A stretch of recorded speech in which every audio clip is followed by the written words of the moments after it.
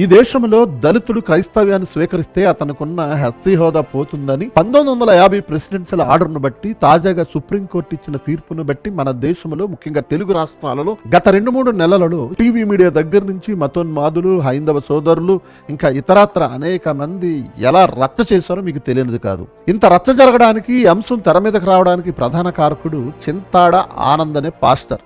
ఇతను వెనకుండి నడిపిస్తూ హైకోర్టు వరకు తీసుకువెళ్లి మొట్టికాయలు పుడిపించడానికి కారణం ఎవరో మీకు తెలియదు కాదు. మొదట క్రైస్తవుని అని చెప్పుకున్నాడు, ఆ తర్వాత పాస్టర్ అని చెప్పుకున్నాడు, ఆ తర్వాత రెవరెండు, బిషప్, ఆర్చ్ బిషప్, కనీసం క్రైస్తవ్యానికి ఎందుకు ఉపయోగపడని సంస్థకు తానే జాతీయ అధ్యక్షుని చెప్పుకుంటూ ఇప్పుడు నల్లకోట వేసుకుని నేను అడ్వకేట్ అని కూడా అబద్ధాలు చెప్పుకుంటున్న ఒక వ్యక్తి దీనంతటికి కారణం. అంతటితో ఆగాడా, సుప్రీంకోర్టులో మళ్ళా ఫిల్ దాఖలు చేశాడు. సుప్రీంకోర్టు చెప్పు దెబ్బలు కొట్టింది. తెలుగు రాష్ట్రాలలో ఇంత రచ్చ జరగడానికి కారణమయ్యాడు ఆ దొండగుడు. అతడు ఎవరో మీకు తెలియదు కాదు, నేను ప్రత్యేకంగా చెప్పనవసరం లేదు.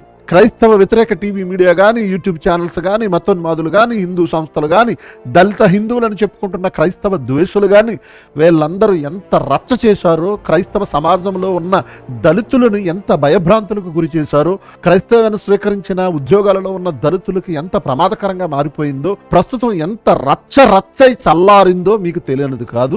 దీని మీద ఉండి నియోజకవర్గ ఎమ్మెల్యే రఘురామకృష్ణరాజు ఎంత రచ్చ చేశాడు, ఆ చింతాడ ఆనందకున్న ఎస్సీ సర్టిఫికెట్ ని క్యాన్సిల్ చేసేంత వరకు బాపట్ల జిల్లా కలెక్టర్ మీద ఎంత ఒత్తిడి తీసుకొచ్చారో, చివరికి సాధించి ఎలా క్రైస్తవ్యాన్ని హేళన చేస్తూ ఆనందించారో, ఇప్పటికీ ఎలా హేళన చేస్తున్నారో మీకు తెలియనిది కాదు. దీని అంతటికి కారకుడు ఎవడంటే ఆ చింతాడ ఆనంద్ అనే పాస్టర్ వెనకుండి నడిపిస్తున్న ఆ గుండుగడు, ఆ దొండగుడు. పోనీలే కాస్త సైలెంట్ అయింది అనుకున్న వేళ మరలా సుప్రీంకోర్టులో రివ్యూ పిటిషన్ వేశారట.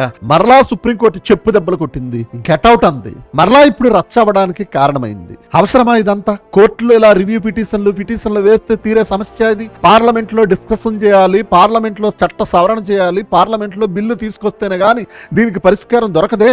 ఆ దిశగా ప్రయత్నాలు చేస్తూ, ఆ దిశగా పోరాటాలు చేయవలసింది పోయి ఈ కోర్టులకు వెళ్లి చీవాట్లు పెట్టించుకుని చెప్పుదెబ్బలు తిని ఈరోజు క్రైస్తవ సమాజాన్ని భ్రష్టు పట్టించేలాంటి దుర్మార్గులకు క్రైస్తవ్యమా?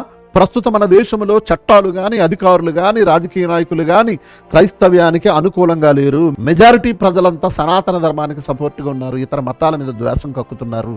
ఇలాంటి పరిస్థితుల్లో మనం వెళ్లాల్సిన దారిలో యుక్తిగా ప్రయాణించకపోతే క్రైస్తవ్యానికి ప్రమాదం తీసుకొచ్చిన వరమవుతాం.